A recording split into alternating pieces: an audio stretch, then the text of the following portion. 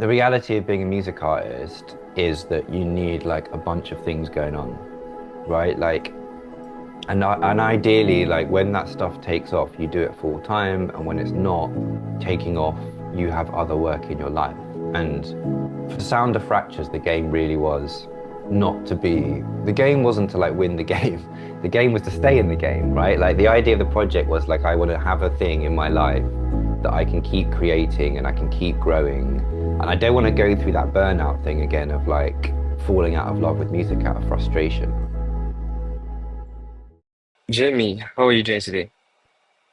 I'm doing very good. Yeah, it's morning my time, so yeah, just getting ready to start the day. To start off, do you think you can like introduce yourself for people who don't know you and like what you do?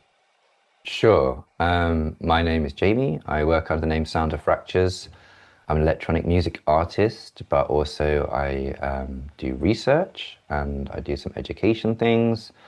And I do a lot of multidisciplinary practice these days. So, well building around my music, whatever that may mean, live events, coding things online, and just finding ways to get my audience involved in co creating and participating in what I do. I feel like you use the word like world building a lot. So can you explain like what that means? I mean, it can mean anything, I guess. Like it's one of those. It is a bit of a buzzword, but it's a useful word. For me, it means what are the things that I can do around my music to help people connect with me and what I do.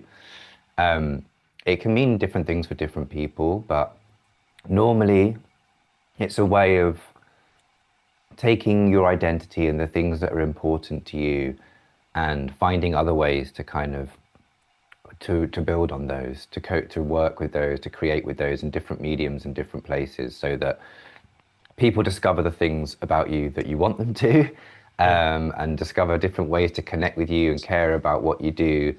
And for me, that means doing that in a way that doesn't just rely on them hearing an audio file. Like, what can I do outside of Spotify? What can I mean, and in it, arguably, making content is world building. Arguably, meeting up with five other musicians every week is arguably world building as well. For me, it involves technology a lot of the time, and like ways that I can use technology to kind of build stronger connections with people. Yeah, because I saw the game you made for I think it was Sins, right? Like you vibe coded a game for Sins. I want to get back was the name of the song. Yeah. Yeah. Before that, have you like ever coded before? Not really, no.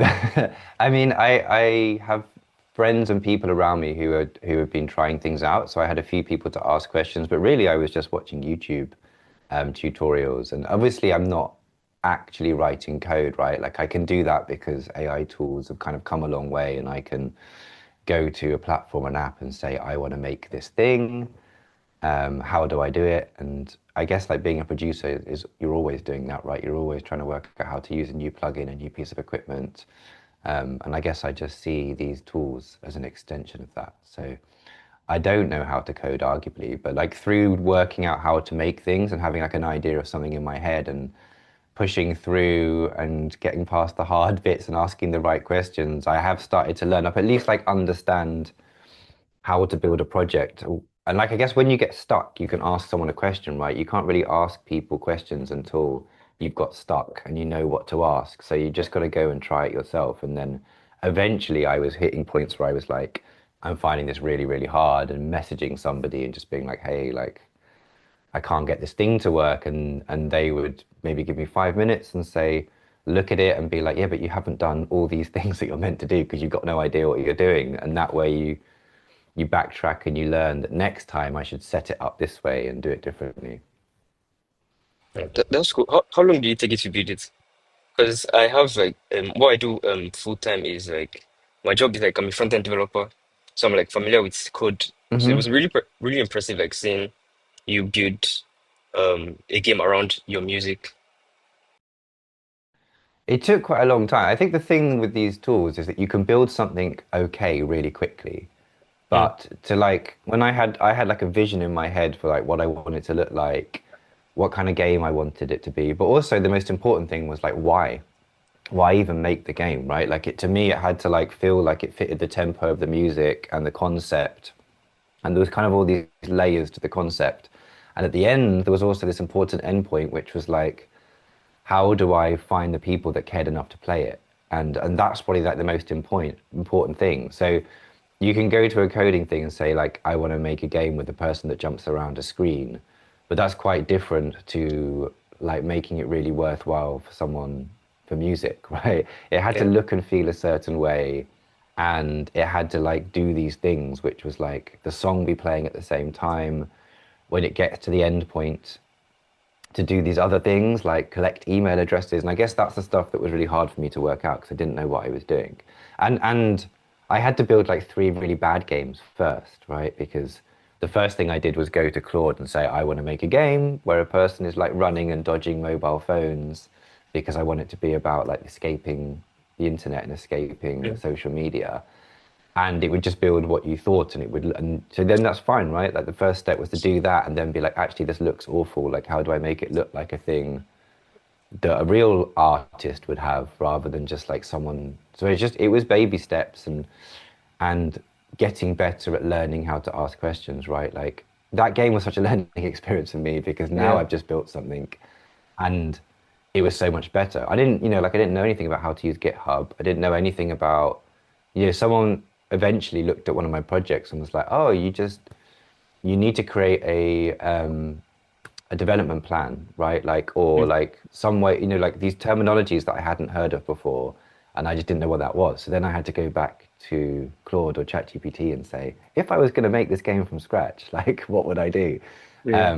And get instructions. So I don't really know how long it took. It took me a few weeks, but I wasn't doing it all day, every day, right? Like I was trying something, coming back, trying something.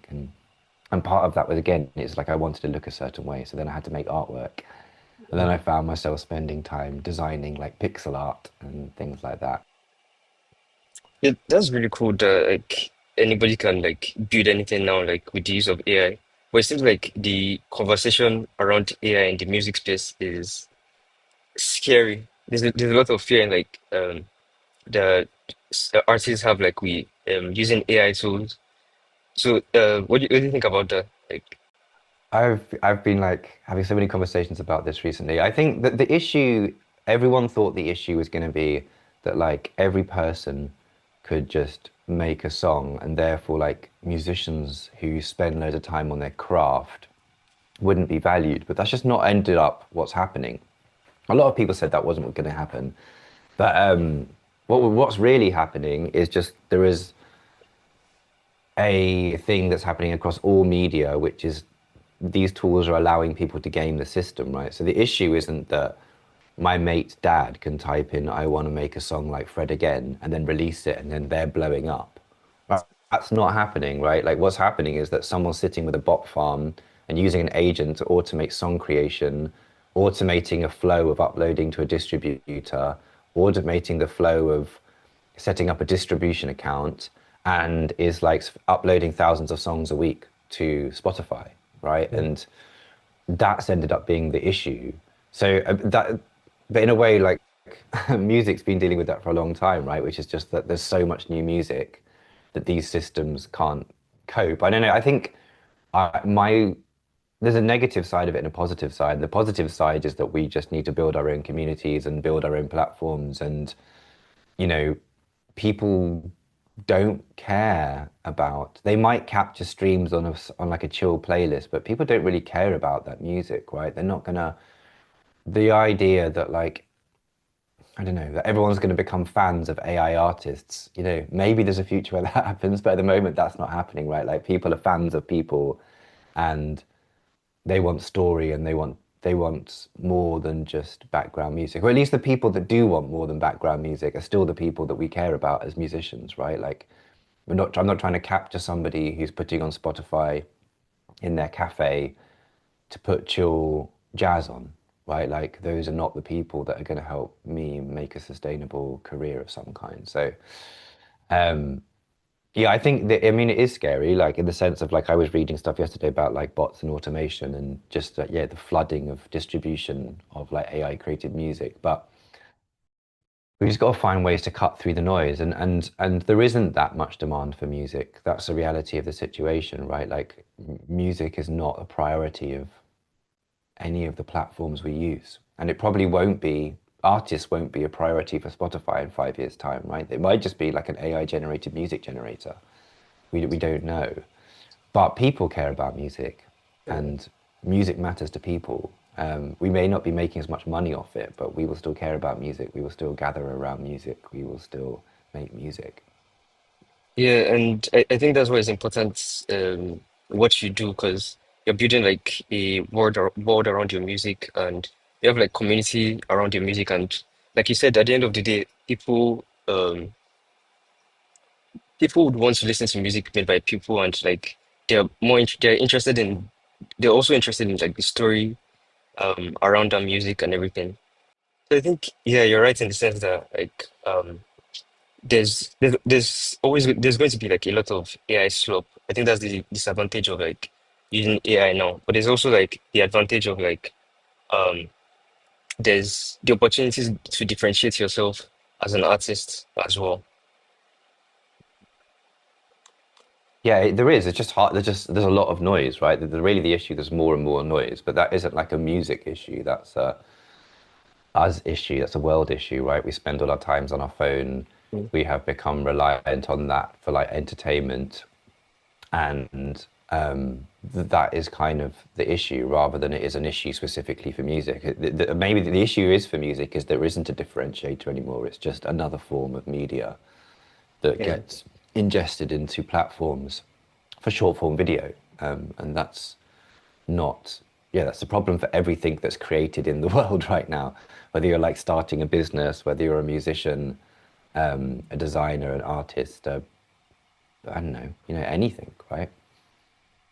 Eh, So what's your earliest memory of like music? How do you get started into music? um I always like my parents worked in music, Okay. not not like in a way that was like a huge boost to me in terms of my career in any way, but there was lots of like music in my house. And I was always quite determined to be in music, but I wasn't one of those kids like a Fred again who was in like classical piano, Yeah. classes from the age of 5 and conservatoire school. It wasn't like a music playing family. It was like a music listening family. So I played little bits of instruments growing up, but I was just terrible at everything. I never stuck to anything, right? But I knew I always wanted to get to as close to it as possible and just started in bands when I was a teenager, and then a close friend of mine and me got really into sort of that. His brother was a drum and bass producer, and we got into like we would sit in his brother's room playing PlayStation while his brother made drum and bass. Who was called DJ Calm, and we just, like over time, some of that equipment flowed down the pipeline, like the stuff that he wasn't using. And we started messing around with 4-track recorders and samplers, and we became at around the same time obsessed with hip hop. So, um, in a way, that's where I found my place because I was always playing all these different instruments, but didn't really know what to do with them. And then once I got a sampler, and I could take all these pieces of the world from different places and mash them together in my own way. I guess I would consider like that when I got into music, or that's how I got started in music. It was just the discovery of like equipment that I could use to pick things from the world and kind of piece my own thing together rather than needing to be like an incredible musician. I loved that, the idea I could just use different things from different instruments and different genres and find my way. And we just started off making beats, like handing out beat CDs, making rap music and hip hop music. And yeah, and that took me for quite a long time into doing records for the music industry, just doing like writing sessions, doing cuts and trying to do like major label, I guess, pop music, but there wasn't really much like black music in the UK at that time, right? It was in that kind of world that you could earn good money off, right? So like I was doing like underground rap music and then doing bits of like pop R&B, um, and little bits of like pop rap, whatever like they would pay really.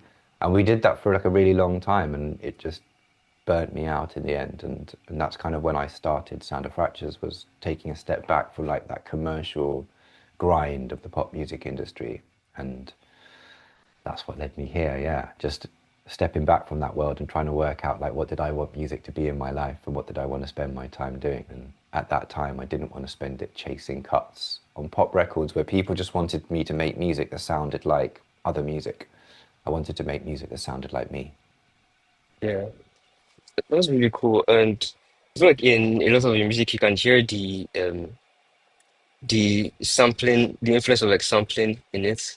And like I guess like you use like different recordings and from different places. Especially like there's this thing you released on Bandcamp. Is it Detroit? They made like a bunch of songs and Ah, yeah. yeah. So like I heard like a lot of like background like recordings and everything, and I feel like that made the your Mm. song more makes your song like more personal and like to you, and it's something that AI can't take away if you think about it. Like um, it's really Mm. interesting to see how like you I use love that you heard that. yeah. I listen to that like I listen to the record like every time like I need to like get inspired or something. Like I use that as a little like inspiration Amazing. when I want to like make music or something. I Yeah, love that. yeah, I love that. It's like one of those little things that just happened by accident, right? Which is that I was on this creative trip and I never intended to go there to make music, but I was recording things. I kind of wanted something to do while I was there. So I was just recording things as I went around. And just as like an exercise, I just tried to make something each day and not spend too long on it. Just go with like a vibe each day. And it was also like a lesson for myself because I always like procrastinate and want to spend ages on songs and planning yeah. releases. And when I came out of that, I was just like, I'm just going to do the thing that I tell other people to do, which I never do, which is just, I'm just going to put this out and just put it on Bandcamp and just see who finds it, right? Like it was allowed to be imperfect. It was allowed to be like of that moment. Um, and even just that, the fact that you heard that makes me think I want to do it again, right? Which is You that should. that's the other thing about making music on the internet. You don't know who finds things, right? Like the comparison everyone always makes is like really big artists who Mm. have this like really powerful feedback loop of like fan discords and like engaged communities. But for most of us, even if we're living off music, the feedback loop is not huge, right? Especially on social media. To get people to respond to what you're doing, you have to be posting about it all the time, or you have to have like a small core community of people that care. And I'm lucky enough to have like a small community of people that care. But yeah, I mean that's really cool to hear that that connected because it was one of those things where it's like it was only in one place, which was Bandcamp, which I don't normally do. So that's cool to hear. Yeah, yeah. I feel like you should do something like that again. Like I really enjoyed the project. So no, I want to this because you're an Okay. indie artist, right? And there's a lot of like struggles around like indie artists, like um finding your community, getting funding for your music projects. So like I want to learn how you've been able to like navigate being an indie artist. Oh man, I have other work. Like I think like the reality of being a music artist is that you need like a bunch of things going on, right? Like and ideally like when that stuff takes off, you do it full time, and when it's not taking off, you have other work in your life. And for Sound of Fractures, the game really was not to be the game wasn't to like win the game. The game was to stay in the game, right? Like the idea of the project was like I want to have a thing in my life that I can keep creating and I can keep growing, and I don't want to go through that burnout thing again of like falling out of love with music out of frustration, right? And that is like one of the biggest things to avoid is that it's really hard, right? It's just like it's really hard to make money. So when I started Sound of Fractures, I also started looking for like other stuff. And I was invited to do some lecturing about making music and about developing and about world building. And I've kind of like nurtured that part of my life, even though at times I don't always want to do it, but it gives me like the longevity to keep the project going on my terms so that when someone comes along and says, oh, we're doing distro deals, we can give you $1,000 for 50% of your songs if you come to our distributor. That's just like not worth it. It's probably worth it to someone who's desperate for that money, but that's not it just allowed me to kind of stay true to what I believe in. And I think if you're going to be an indie artist, I think you can I think you can curate the other opportunities you have around music if you're like really intentional about it. If you're just making music until you're so desperate that you have to take anything that comes along, then that can often end up in a trap where you're in a job that you hate or you don't have any time for music. Most of the time, you're going to be doing a job that you would rather spend your time doing music. I think we all would, right? It's just that I guess like it sounds like the advice for an indie artist should be, oh, here's how you should release your music. Focus on fans, focus on chat groups, your fan funnel, like building community. And I think those things are all true. But I think before that, weirdly, is like this thing of like how you set up your life, right? Like trying to find like a life balance that allows you to make music in an enjoyable way. Where so many indie artists that message me about like making music and like, oh, I used to make music, but like they're unhappy, right? Like they're frustrated, they're angry, they're falling out of love with music. It feels pointless. So I think given where music is with all the stuff we were talking about earlier with AI and Spotify and all that stuff, I think it's just the foundation of like an independent career right now is just having like finding a life balance that allows you to create on your own terms and enjoy it. And that unfortunately is like finding other ways to make money as well, right? Like, and even and especially if you want some, in an age where now we're at a point where, like we said, a bot can upload and create hundreds of songs a day. The amount of volume that we create as musicians, we just can't, there's a period where everyone's like, you've got to release every 3 weeks on Spotify all year. And I think if you're making enough music to do that, you may as well, right? But there's also, no, we can't compete with that machine. So really, we should be like setting ourselves up for like having a long-term relationship with the art that we enjoy doing, because that's what it's for, right? Like it's meant to make you feel good. It's meant to make you feel seen and process your emotions and like excited about doing it. And too many of us are stuck in a trap where that just doesn't become the case, right? So really, my advice for indie art, like being an indie artist, if you want to be like a genuine independent artist for a long period of your life, you have to think about the other components of your life. And I think that's a very personal thing. Some people, like when I was coming up, I was dropping into bar jobs all the time, right? Between publishing deals, between cuts, between like syncs. And that for me just worked really well, right? Like I got to hang out with new people, the people working at the bar, no one wanted to work at the bar, right? Like, but someone would be an artist, someone would be an actor, someone would be a designer, someone would be a DJ, and someone would be someone who throws house parties, someone would be someone who's just a great connector, and you would just be around like other people doing stuff. I was out of the studio, music was playing where I worked, I was meeting other people. If I needed a friend to cancel a shift because I had a session or a gig, I could swap my shifts. It wasn't like working in like a bank or something where it was like you were locked in for like there was no way you could get a day off. So that worked for me. I guess it's different for every person, but um, yeah, I think that's an important thing. It sounds boring, right? But like just like actively thinking about like how do I set up my life to be able to do this thing in a way that I enjoy. And that is what's going to allow you to do the other stuff that everyone focuses on first. That's going to give you the time to make content. That's going to give you the time to make great music. And that's going to give you the time and put you in a mental headspace where you connect with other musicians and you want to collaborate and you want to meet other people and you want to do things like what you're doing, right? Which is like speak to people. What else can I do about music? Talk to people about music, like connect with people through music. And um, that's what makes music special, not being able to pay your rent or streaming, right? Like we got too focused on this idea of like just trying to get to this point where people think streaming is going to pay for their lives, and it's just like not going to pay for their lives. Um, I mean, it can, right? But it can be like one spoke, one spoke. It should be like one component of what you do. Like doing DJing, streaming, doing some stuff in social media, hanging out with your mates, selling stuff on Bandcamp, having a job, right? Like, and yeah, if you get to quit your job, go nuts, man. Like, jump in that moment, live it, enjoy it, do whatever, like, whenever that happens, go for it.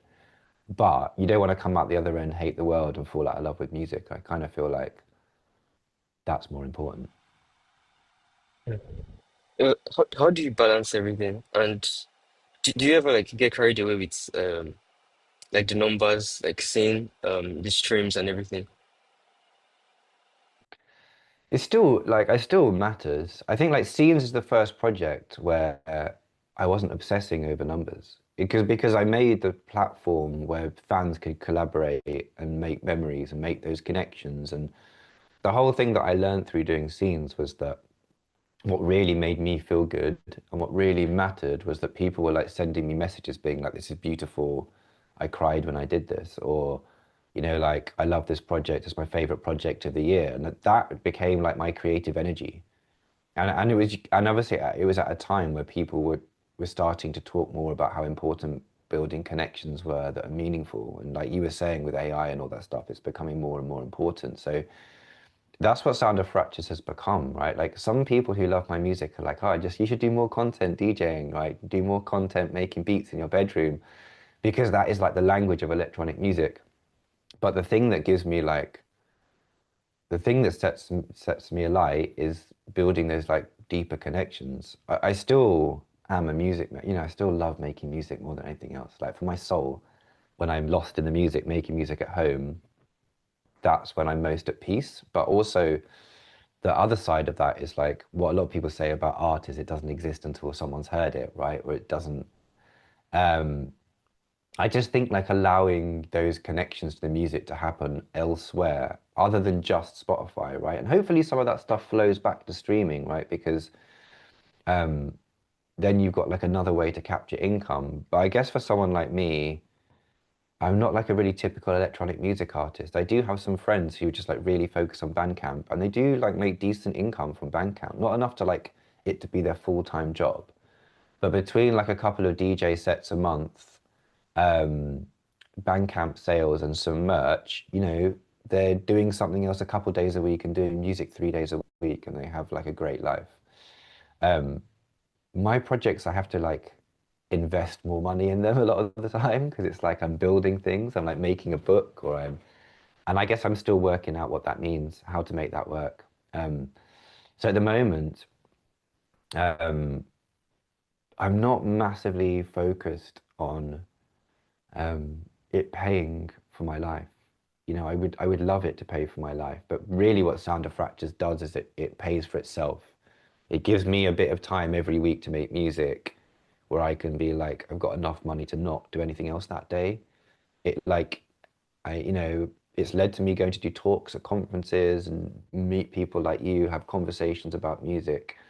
Um, and I just want to keep that experiment going and see what we can learn. Like, what is like a artist career that doesn't fully rely on streaming? And also like, I really strongly believe that musicians are just so much more than just audio, right? Which is funny because a lot of my friends who are like really music intense are like, it's all about the music. If like, why do we have to do all this other stuff? But I just think we're like really intelligent, creative beings, and that stuff can, this music can be a seed, and we can do so much more. Whether that's like, we already do so much more, right?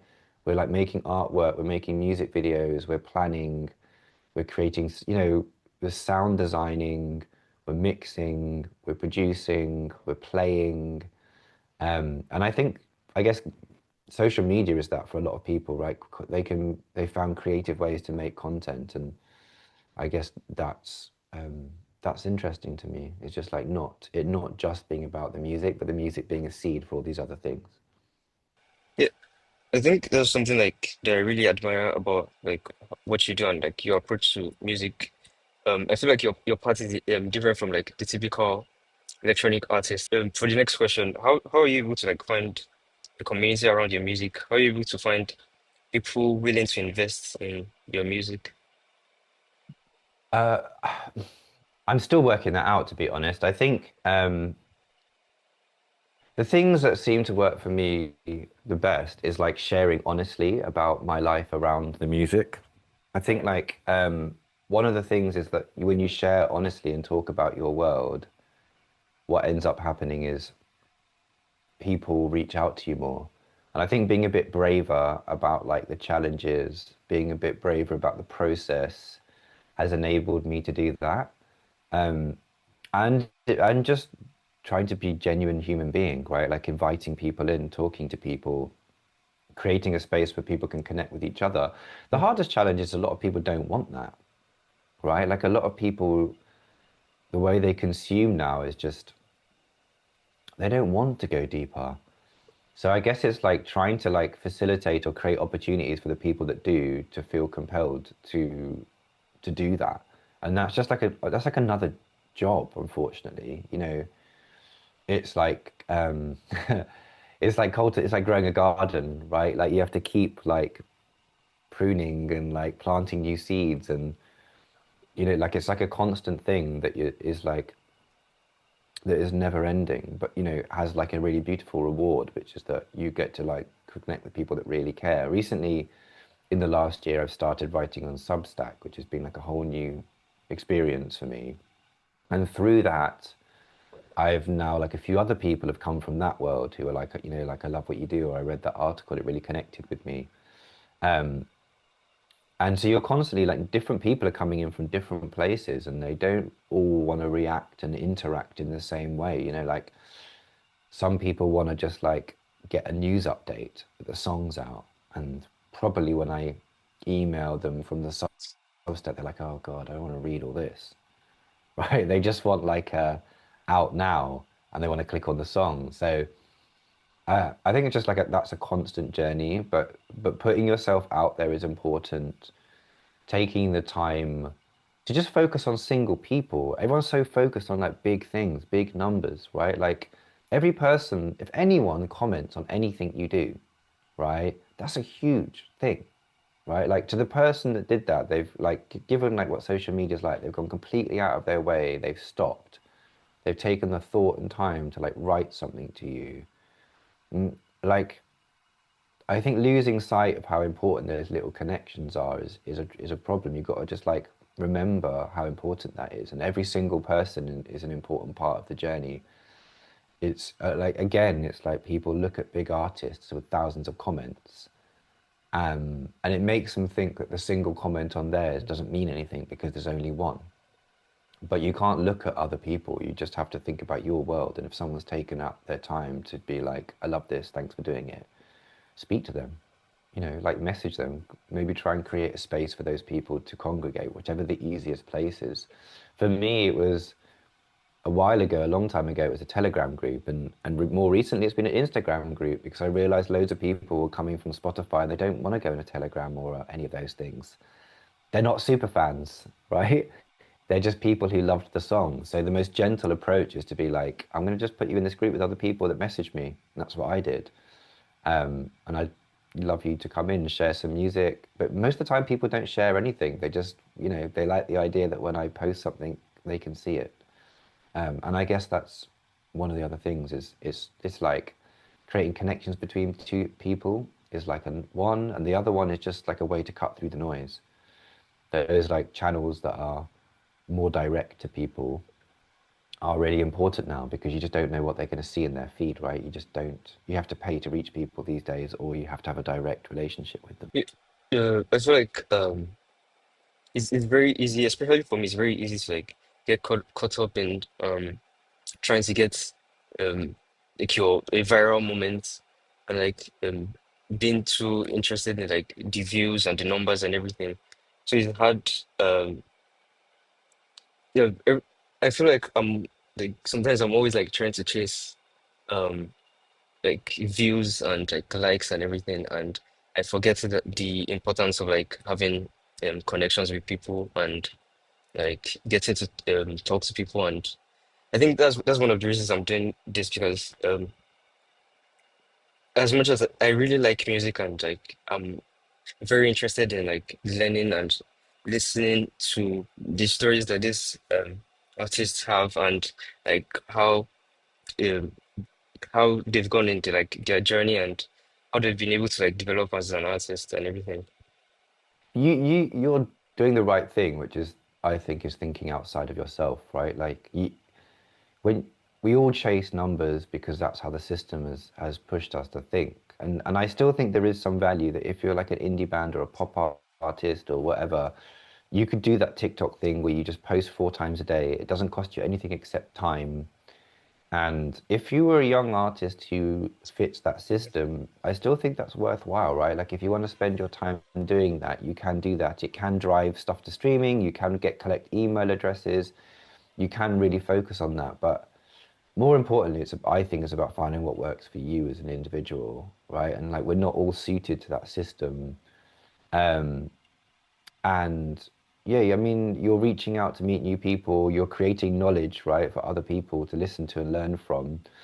And you creating, there is like a clear kind of like system for like this kind of stuff, right? Which is like you could make a Patreon or a Substack and be like, if you want to support this thing, come here, right? Like and subscribe and like find ways to build community through the people that you meet that want to learn from music artists or the people that you want to do things with, right? Like whether that's like locally in Lagos or globally, like we're doing right now. I think like taking those steps to just think outside of your own self is really important. Whether that's like putting on nights, whether that's collaborating on music, whether that's doing this, because otherwise you're just in a bedroom, just I don't know. I like it's just I still do a lot of the TikTok stuff, right? But I have learning to do it in a way that doesn't feel like a life drain on me. And even still, I'm only just reaching a point where I just don't care that much. I still do it because it is like a useful way to reach people. But I'm not looking at those videos and being like, oh, that only did that and that only did. What always happens on TikTok is just when you speak to the camera about your views, it does better, right? Like someone like you would probably just do better on TikTok if you just did exactly this and just woke up every day and talked about what you were thinking about, right? The struggle of being an artist, the things that you've learned from the people you spoke to on the podcast. A piece of music, it's, like in a way, like it's probably easier to find a way to get people to connect with you as a person first, especially given all the music, all the digital, all the AI stuff, and all that noise that we've got going on, right? Which is like, I should take my own advice. I did a bunch of TikTok stuff this week and the last few weeks, and the one Yeah. thing that did get views was me just talking to the camera. None of the stuff that I edited or tried to do or recorded or like made, right? Um, so I don't know. Yeah, I think like I really like there's a podcast called New Creative Era, which is by Yancey Stricula and Josh Citarella, which is about they're like artists rather than musicians. But I find it really interesting because they're very much focused on like what is the other internet, right? Like if this thing feels unhealthy and bad, like what else can we do? And I'm thinking a lot about that at the moment. I think TikTok and those things, I more than ever, I just treat as a way to find people.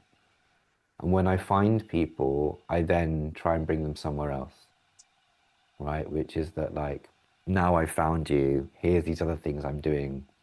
Do you care about them? And do you want to come and see what's happening? Do you want to come and check this thing out and be a part of it and see what you think? And it is definitely a funnel in the sense it's like, you get 300 views on a video, you might get one comment, right? And then over 2 weeks, you might end up with 10 people that you DM, and the top of that funnel is like 5,000 views, 10 people comment.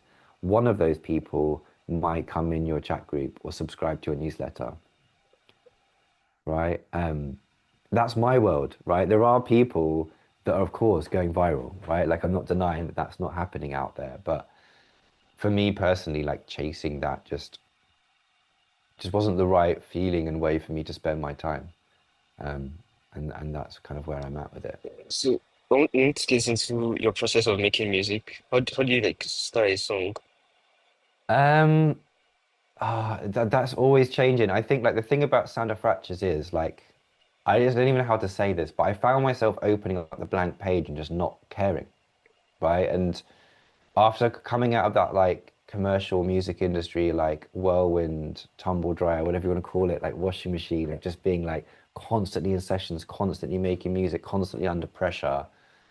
When I came out of it, I was very much just like in a flow state of like just trying to get lost in the process. And I've always used samples because I feel like I always need something like wonky and imperfect and raw to make me feel emotionally attached to a piece of music. I'm not like a Skrillex type, like synth guy, right? Like where like making a synth sound is super exciting to me. I mean, don't get me wrong, sometimes it is, but normally because I'm running it through like a tape loop and grunging it up and it's got like emotion in it. Um, but generally I start with sounds, samples, and sometimes I just have no idea where to start and I just go through my phone and I just take a video from my day or my weekend and just throw it in. And there'll be just something in there that just I play over it, or I like vocal samples over it or something. And that's like a starting point where there's like an emotional hook for me. Um, I rarely sit on a piano and play, right? I kind of need like some kind of roughness. I guess that's because I started on samplers. So for me, like it more and more, it's become some kind of found sound. And then generally I move towards like percussion loops and grooves and then chords. And Yeah. that's generally like my I feel process. like I do something similar in like since that like so I have my iPhone and like I record like random stuff. I'm even trying to get this Zoom recorder and start like doing a bit of field recording as well. So anytime like I'm making music, I like to like incorporate that with my music, Hmm. like have something um maybe like a recording or like a white noise and like play over it and like see what I can come up with. So I think like having something like some kind of starter like really helps. Agree. Yeah, yeah, same for me. I think just because I started on the beautiful thing about samplers is like I'm not like a vision person, right? Like I'm a kind of like happy mistakes person. Some people have like this idea of what they want to make before they sit down, the synth sound they want it to be, the drums they want it to be. I'm much more of a like I like to play with things and then something happens that then that's the hook to me. And I don't know what's going to come out. I don't really sit down with a tempo or like a vibe very often. Sometimes if I'm really stuck, I'll make like a groove that I really like or a beat that I really like and try and piece things together over it. But whenever I go back to the stuff that really connects with people, if you call like looking at streaming numbers a way to gauge that, it's always the things that I didn't spend loads of time on, right? Like Real Friends is one of those songs that I didn't mix. I like didn't get anyone to help me with the production. It was just that whole EP was just like me in my bedroom.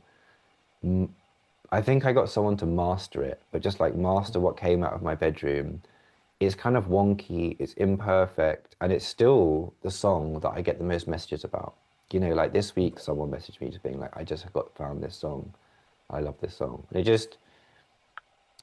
I think like that's the thing about finding yourself in the music, right? Is that in all this noise and all this music, somebody who's listening to that song is probably listening to like all these electronic music artists, right? Like at the top of that tree, there's like huge ones like Fred again, right? And then coming down, whoever they might be, like, I don't know, Max Cooper or something, right? Like there's kind of like Barry Can't Swim, Jamie Mm. XX, right? There's all these kind of names at the top. But underneath that is like the iceberg, right? Which is another millions of people like us who are making music. And somewhere like in that journey, they've heard that song and it stood out. And Yeah. we're always like compelled to make music that fits in, that's as good as these people, that's as good as Jamie X, that's as good as Fred again. I need to make my drums like blah blah blah, right? Like I need to make my grooves like interplanetary criminal, or I need to like and what actually maybe that's counterproductive, right? I don't know. Like that's what it feels like to me. That's a personal choice where I think you can make really great music like other people that helps you fit into playlists, but maybe where we're going next, that's not as important. Maybe like where we're going next is sounding like you. And when people are compelled to like explore, this is where the world building thing matters, I think, is like if someone hears your music and hears like something that just like is slightly different about it and they do reach out further, they do go to Instagram or they do come somewhere else, that there is more than just music. Like that identity, that thing that makes you you is kind of embedded in the other stuff. right? So that whether that stuff is content, whether that stuff is artwork, whether that stuff is photos, whether that stuff is conversations, whether that stuff is opinions, right? Whatever those things are, standing for something, meaning for something, coming from somewhere, whatever those things are, that they feel that elsewhere other than the music, because that's what's going to make them want to be a part of what you're doing, right? Like if they just like the music, that's great, but that's going to go in a playlist, Mm. and the playlist is going to be the thing they're attached to, right? Like I love that playlist I made last summer when we were traveling, or like I have this great playlist I always put on when I'm going to sleep. But I think that's why the world building thing matters, is that you're kind of, yeah, you're just, yeah, why do people use the world building term is you're creating this thing that you want people to step into and be a part of, right? They want to be a part of your world, and to do that there needs to be like other elements. I think for independent artists you just have to do more work. Someone yesterday was saying to me like, what you need to do is do what Max Cooper's done. And I was like, I'd love to be doing what fucking Max Cooper's doing, right? Like Yeah. doing these massive beautiful installations with visuals. But he's been making music for 20 years, right? As Max Cooper, and pre-streaming, pre-social media, right? He's been Max Cooper. And Sound of Fractures is still a baby, right? And it's only existed in the streaming era. Like you can't like look at what those other people are doing because we just don't come from that world. Even me, right? Like who's like older than most of the artists around me. Like me as Sound of Fractures is still super young. Um, so yeah, I think that's why the world building stuff matters. But I think like what you're doing right now is world building. The more that I hear your voice, the more like I'm interested in your story, right? Like, and I think how I think that that's what that this is world building, right? Like people will hear your music, come to your Instagram, and listen to you talk and be like, I really like this guy. I like the questions he asks. I like the things that he thinks about, or I love how honest he is, or I love that he's just keeping it real. And some people will be the other way around. Some people will hear you talk and then want to go and be like, oh, he makes music. Oh, interesting. I want to go and check out his music. Right. So it's like creating, you're more than just the music. We are more than just the music. So I have to say this to myself. It's like a therapy session because we think we're just the music, right? We're not just the music. Like our personalities, our identity, like who we are as people, we're worth more than just the music, right? Like we convince ourselves we're just music. Music's the only thing I was ever meant to do. It's the only thing I was ever good at. It's the only thing that makes me me. But that's like a trap sometimes. Like I think like that's the beauty of humans, right? So I guess like well building maybe is just about like other ways that you can be yourself and share that with the world. And maybe that's all it needs to be. It's just like a way for people to discover you as a human, and maybe they fall in love with your music. Maybe they fall in love with how much you love music. And all of that stuff matters. Yeah, yeah, no, I think you're right. And like sometimes when I'm trying to make music, like I'm always comparing myself to like all these other bigger artists, and it's like, what am I comparing myself with them? Like they've been doing this for so long, and like I'm just getting started. I'm like, and I find out like when I'm making music, and I sit down and like say maybe I want to make a track like Fred again, and I try to make it like it doesn't always work out well. But like I always come up with like my favorite pieces like when I'm just tinkering around and like trying different things, like just experimenting, like resampling different things, and then like putting a chord on top of it, like instead of like just saying like I want to be like this artist or whatever.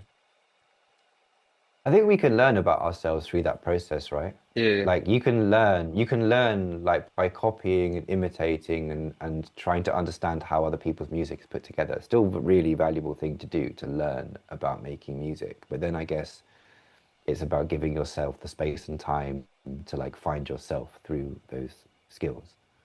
For sound of practice, do you have like any artists that like really inspire like how you make music? Do you know what's interesting? I think at the moment I like inspiration sits in two lanes for me. One is like I would love to be in that world that I would love to be like where that person is and being able to do the things that they do, right? So yes, you can put like Fortet, Fred again, Max Cooper, but more so like I mean people like Holly Herndon and Matt Dryhurst who do like a lot of technology stuff, and I like. I'm more inspired at the moment by people doing like creating careers that feel like they're on their terms. Like I'm a big fan of what Elijah does, who is a producer, musician, DJ, but also so much more. And these kind of people that are getting, I don't know, like that stuff is more exciting to me. I would love to be able to be in a position of Fortet and collaborate with a lighting installation artist to build this beautiful thing, right? Or but in terms of like what inspired, so that's like one lane, right? Is that there are people who are inspiring me to like go and build something that's uniquely me on my terms. And musically, weirdly, like I'm much more inspired by life, right? Yeah. Like I'm much more inspired these days by movies, and TV and film and books and life and my friends and conversations than I am. I'll still like hear a piece of music where I'm like, oh, I love this, or get obsessed with it. But I listened to I don't know, like if I looked at my Spotify, which I still use, apart from skipping all my children's songs, like most recently, I was listening to the Cameron Winter album, um, which is just like nothing to do with electronic music, right? It's just like an emotional record that feels like raw and heartwarming. And every now and then, like I'll find something that like catches my ear that just in, like that I love and find exciting. I found this guy called Rosier recently, which I think is a UK artist, but just the way that he was making using samples and vocals and stuff was really exciting to me and just like fresh. But yeah, I don't I think like I'm not as inspired. I think it's easy for me to be like this person who makes music is my massive inspiration. But yeah, I look at people like Jamie X and be like, that's an amazing career, right? To be able to do that stuff, to make music on your own terms, that is a dream, but like it's not necessarily embedded in my music. My musical influences come from like still come from the same things, right? Like whether that's like Jay Dilla and Wu-Tang Clan to like 90s drum and bass to trip hop, like Massive Attack and Portishead, grime, UK garage, but from years ago, not for recently, the polished stuff, but like the kind of like bumpy, wonky things. Because music just got so perfect that I just didn't find electronic music as exciting. And there probably is loads of amazing stuff. I'm just not finding it right. But like, yeah, that would be a very long answer because it's a complicated question. Yeah. I feel like now it's harder to like find really good music. I guess because there's like a lot of music like being like um out now, so like it's harder to like find music, and you have to like make the efforts to like look for really, really good music as well. It is hard. I think like there's definitely people that have inspired me, right? Like I think, there is like a new wave of people that are pulling really heavily from like the era of music I love. I guess like Over Mono and people like Mm. that, where it's a bit like raw and more interesting. Yeah. But yeah, there are, and I also do think there is some interesting stuff happening on TikTok and Instagram of people who are curating and sharing music. There's some really good curators I found recently, like sharing music every day and electronic music or whatever. Um, and I think that has been cool to see. Yeah. So I think we're going to wrap up now, and okay, so there's this thing I'm trying to do now is so every time like I have a guest, I'm going to ask them to like recommend like three songs that they are enjoying right now. So I'm going to like create like a big playlist of like all the songs that my guests recommend. So do you have any songs? Okay. Oh, okay. I'm gonna do the thing that everyone does because I always need to look. I mean, like, it's cliche and I'm behind, but I do love the song "Love Takes Miles" by Cameron Winter. Okay, I have been listening to that. I guess I should big up this artist Rosier because I discovered it this week, and like a song called "Feelings" by Rosier, Rosier. okay. Again, it's only got 30,000 plays on it, but it's a sick tune. Just really interesting use of like sampling and just I don't know. I like messy, emotional, interesting things. What else is Mm. on my playlist? I've been listening to the Varwell mixtape they did called 3 a.m. on the Northern Line, which I love. I love them as a band. I just love them as a band and as people. And maybe my favorite record on that is a song called Safe by Varwell. But the whole mixtape is really cool. There you go. There's my three songs. That's cool. Yeah, I'm definitely going to check them out because I found Lavender through you. I think you Okay. recommended Lavender Yeah. during like I think it was during Christmas. Yeah, yeah. Hmm. I even texted them like that I like found their music through you and they were like, oh, they know you that Yeah, they yeah. did your wedding or something. They did. They played my wedding. Yeah. It's funny, like Yeah, sometimes, yeah, that you're close enough to people and it makes you just feel more connected to music. But that album's amazing. Their album's amazing. It's like a work of art. I really believe that. yeah, It's just like so rare for people to put love into an album where everybody I suggested that album to like months later was like still discovering new moments and new songs, and that's what an album should be, right? Like that's a problem with where we consume music right now is people listen to 30 seconds and decide whether they like it or don't. And a great album, mm, you you fall in love with songs at different moments in your life depending on what's going on in your life, right? Like you start off hammering the same two songs, and then by letting it roll, like later, that's what a deep cut on an album used to be, right? It's like a song that grows on you that becomes important over time. So yeah, I'm glad that you found that because it's a sick record. yeah. Thank you. Um, so we're going to wrap up now. Do you have any last words to say? Thank you for your time. Thank you for being someone who's passionate about music and being brave enough to reach out to people and follow up on them and try and make stuff happen. Yeah, and yeah, keep an eye out if you're listening for everything that I'm doing. Message me, listen to my music. I've got some events coming up that I'm working really hard on where I'm trying to bring people together through a love of music and sharing memories, like in real life. So, kind of like putting on one of my shows whereby like the first few hours are going to be this way to like connect with other people and talk to other people and reflect on life and the things that you matter to you. So like, and then there's going to be music. So it's called Alone Together. If you want to check it out and be a part of it, then follow me on socials as Sound of Fractures. Send me a DM. Come and join the chat group. Come and join the Discord, and come be a part of the project. Is the event going to be streamed? No, that's a good point, but maybe it should be. Mm. Maybe it should be. Maybe I should do a live Yeah, stream of it. Yeah, yeah, it's an interesting point. I'm gonna look into that. Yeah. yeah. Thank you for coming, Jamie.